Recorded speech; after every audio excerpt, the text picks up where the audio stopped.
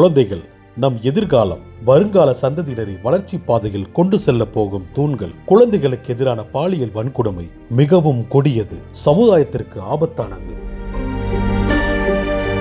18 வயதுக்கு குறைவான குழந்தைகளை பாலியல் குற்றங்களிலிருந்து பாதுகாக்க இந்தியாவில் கொண்டு வரப்பட்ட ஒரு சிறப்பு சட்டம் தான் இந்த போக்சோ சட்டம். போக்சோ சட்டம் அப்படின்னா protection of child from sexual offences act 2012. இந்த சட்டத்தின்படி 18 வயதிற்கு குறைவான குழந்தைகளை பாலியல் சீண்டல்கள் செய்தால் கடுமையான சிறை தண்டனை மற்றும் அபராதம் வழங்கப்படுகிறது. போக்சோ குற்றமற்ற கன்னியாகுமரி மாவட்டத்தை உருவாக்குவதற்காக டாக்டர் ஆர் ஸ்டாலின் IPS அவர்கள் குழந்தைகளுக்கு எதிராக குற்றங்கள் நடக்காமல் தடுக்க மற்றும் விழிப்புணர்வு ஏற்படுத்த 25/4/2025 அன்று நிமிர் தி ரைசிங் டீம் என்ற போக்சோ சட்ட விழிப்புணர்வு பிரச்சாரத்தை தொடங்கினார். இந்த நிமிர் என்ற திட்டத்தின் முக்கிய நோக்கம் என்ன என்று பார்த்தால், பெண்கள் மற்றும் குழந்தைகளுக்கு எதிரான குற்றங்களை தடுப்பது. இது குறித்து பொதுமக்களிடையே விழிப்புணர்வு ஏற்படுத்தி அவர்களுக்கு ஒரு புரிதலை ஏற்படுத்துவது, முதியோர்கள் உட்பட ஆதரவற்றவர்களை கண்டறிந்து அவர்களுக்கு போதுமான உறைவிடம் வழங்குதல் போன்றவற்றை நோக்கமாக கொண்டு 15 காவலர்களை கொண்டு இந்த நிமிர் திட்டம் கன்னியாகுமரி மாவட்டத்தில் அறிமுகப்படுத்தப்பட்டது.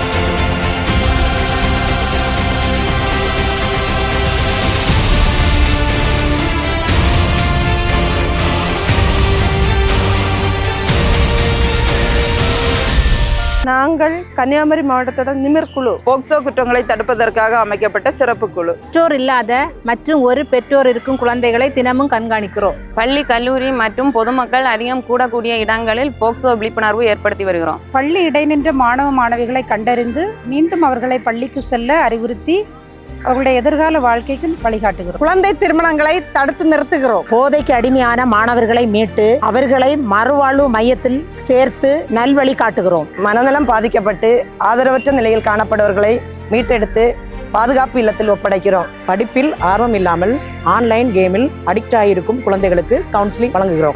கிராமங்களில் உள்ள ஒவ்வொரு தெருக்களுக்கும் சென்று போக்சோ சட்ட விழிப்புணர்வை கொடுத்து வருகிறோம். இது போன்ற பல்வேறு நடவடிக்கைகளால் போக்சோ குற்றங்கள் இல்லாத கன்னியாகுமரி மாவட்டத்தை உருவாக்குவதே எங்கள் நோக்கம். இந்த திட்டம் அறிமுகப்படுத்தப்பட்ட இந்த 1.5 வருடங்களில் ஏராளமான நல்ல விஷயங்கள் செய்யப்பட்டன. அதில் குறிப்பிடத்தக்கவை பார்த்தோம் என்றால், பள்ளி இடைநிற்றல் ட்ராப் அவுட் ஸ்டூடெண்ட்டை கண்டறிந்து இதுவரை 483 ஸ்டூடெண்ட்ஸ் நம்ம கண்டறிந்து மீண்டும் அவர் பள்ளி படிப்பை தொடர வழிவகை செய்துள்ளோம். அதன் மூலமாக கடந்த வருடம் மட்டும் 173 ஸ்டூடெண்ட்ஸ் 10th மற்றும் 12th எக்ஸாம் கிளியர் பண்ணியிருக்காங்க. SP சார் நிறைய பசங்களை படிக்க வச்சது நியூஸில் பார்த்தேன். அதை பார்த்துட்டு அப்புறமா SP ஆஃபீஸுக்கு போய் நேரில் அவங்களுக்கு கம்ப்ளைண்ட் கொடுக்கும்போது அவங்க அந்த கம்ப்ளைண்ட்டை எடுத்துகிட்டு உடனே இமீடியட்டாகவே ஆக்ஷன் எடுத்தாங்க. நெக்ஸ்ட் டேவே நிமிர் டீம்லேருந்து வந்தாங்க, காண்டாக்ட் பண்ணிவிட்டு வந்தாங்க. பையனை கூட்டிகிட்டு போய் அதே ஸ்கூலில் சேர்க்குறதுக்காக தான் நான் மனு கொடுத்துருந்தேன். அப்போ கேட்கும்போது அவங்க 1 வருஷம் அவனுக்கு நீங்கள் எந்த ஸ்கூல்லையும் சேர்க்காததுனால அவன் படிச்சுக்கிட மாட்டான் அப்படின்னு சொல்லிட்டு அவனை அக்செப்ட் பண்ணலை. அப்புறம் நிமிர் டீம்லேருந்தே நல்லா ஹார்ட் ஒர்க் பண்ணாங்க. ஒரு கவர்மெண்ட் ஸ்கூலில் போய் அவங்க ரொம்ப ட்ரை பண்ணி சேர்த்து இன்றைக்கி அவன் 10th படிக்கிறான். நான் +2 படிச்சுட்டு இருக்கப்போ நடுவில் டிஸ்கண்டினியூ பண்ணிட்டேன். அதுக்கப்புறம் திரும்பி SP சாரோட நிமிர் டீம் தான் என்னை திரும்பி ஜாயின் பண்ண சொல்லி என்னை மோட்டிவேட்லாம் பண்ணி படிக்க சொன்னாங்க. அப்புறம் படித்து +2 பாஸ் பண்ணேன். பாஸ் பண்ணதுக்கப்புறம் திரும்பி என்னை காலேஜ் அட்மிஷனுக்கும் அவங்க தான் எனக்கு ஹெல்ப் பண்ணி AA கோர்ஸ் ஜாயின் பண்ணதுக்கும் ஹெல்ப் பண்ணாங்க. அங்கே இருக்க டியூஷன் ஃபீஸ் எல்லாம் கம்மி பண்ண சொல்லி என் லைஃபே எனக்கு திரும்பி கிடச்சதுக்கு அவங்க தான் காரணம். SP சாரோட நிமிர் டீமுக்கு தேங்க்ஸ். நிறைய குறிப்பாக ட்ராப் அவுட்ஸ் மாணவர்களை நிறைய அவங்க ஸ்கூலில் சேர்க்குறாங்க. எங்கள் பள்ளியிலையும் 3 மாணவர்கள் பள்ளிக்கு வராமல் இருந்தாங்க. அவங்கள்ட்ட சொல்லி அவங்க அந்த மாணவர்களை திருப்பி கொண்டு வந்தாங்க. என்னால் மாணவருடைய வாழ்க்கை அவங்களுடைய வேறு பாதையில் போகக்கூடிய வாழ்க்கை ஒரு சிறப்பாக அமைகிறது. இந்த பணி என்னென்னா, நாளைக்கு இந்த குழந்தைகள் ஸ்கூல் இடைநின்று இவங்க நாளைக்கு குற்றவாளிகளாகவோ அல்லது வேறு ஏதோ ஒரு பேக்ரவுண்டில் போக விடாமல் அதை அவங்கள சிறப்பாட்டு அந்த மீண்டும் இடைநின்ற பிள்ளைகளை ஸ்கூலில் சேர்க்குற ஒரு முக்கியமான பணியும் செய்து எல்லா இடத்துங்களும் போயிட்டு நம்ம அவேர்னஸ் ப்ரோக்ராம் கண்டக்ட் பண்ணிட்டு வரோம். இதுவரைக்கும் 12,000க்கும் மேற்பட்ட அவேர்னஸ் ப்ரோக்ராம் கண்டக்ட் பண்ணியிருக்கோம். 86,000க்கும் மேற்பட்ட காவல் உதவி ஆப் டவுன்லோட் பண்ணியிருக்கோம்.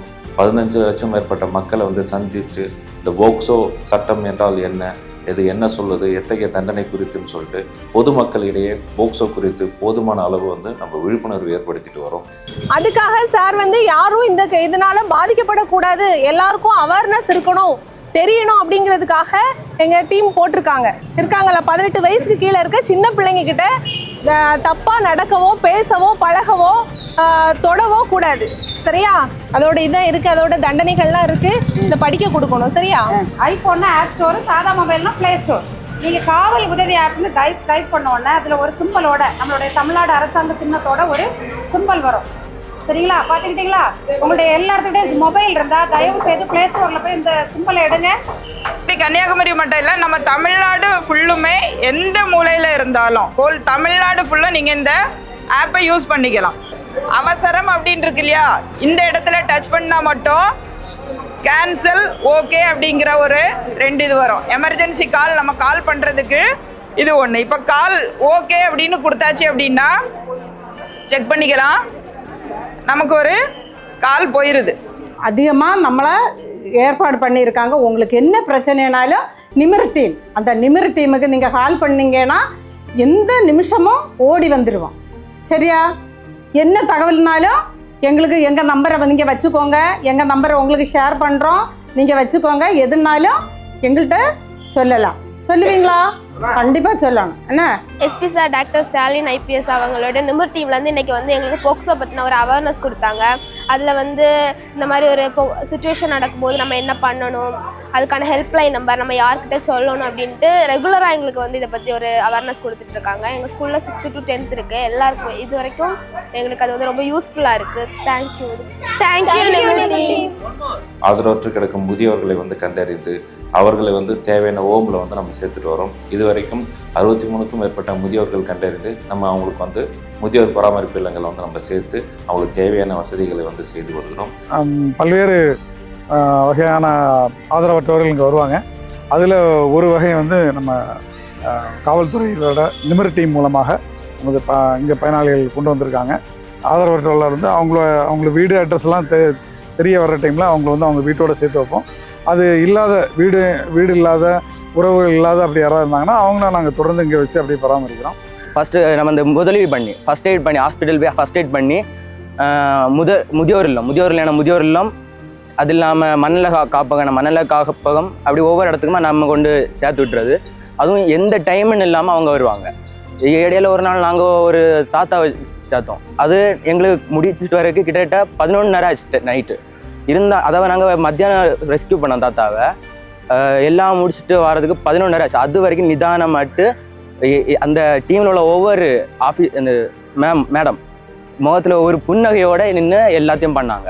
அதெல்லாம் பார்க்கும்போது ரொம்ப ஆச்சரியமாக இருந்தது. இந்த ட்ரக் அடிக்ஷனில் இருக்க ஸ்டூடெண்ட்ஸ் ஆகட்டும், மொபைல் அடிக்ஷன் இருக்க ஸ்டூடெண்ட்ஸ் ஆகட்டும், எல்லாரையும் நம்ம கண்டறிந்து அவர்களுக்கு போதுமான சப்போர்ட்டு, கவுன்சிலிங் எல்லா வகையிலும் வந்து நம்ம உதவி புரிந்து அவர்கள் வந்து ஒழுங்காக தங்களோட பள்ளி படிப்பை தொடர்ந்து அவர்களோட கல்வி கிடைப்பதை உறுதி செய்து வருகிறோம்.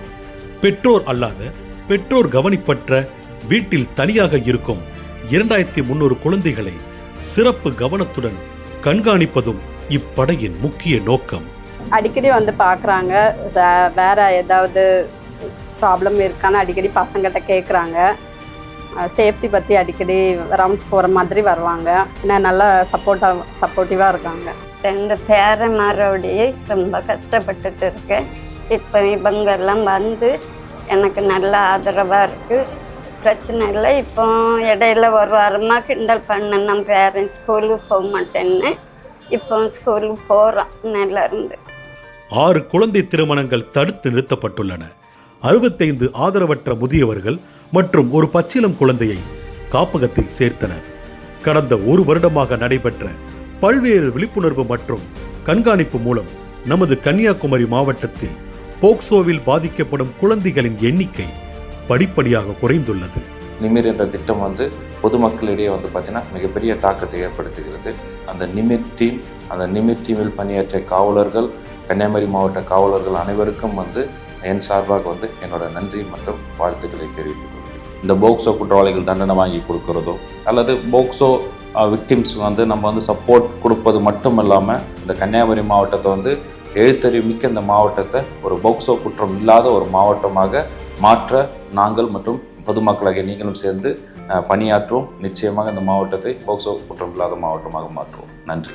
கன்னியாகுமரி மாவட்டத்தை போக்சோ இல்லாத மாவட்டமாக மாற்றுவதே நம் நோக்கம். அனைவரும் இணைந்து விழிப்புணர்வு ஏற்படுத்துவோம். பெண் குழந்தைகளை காப்போம்.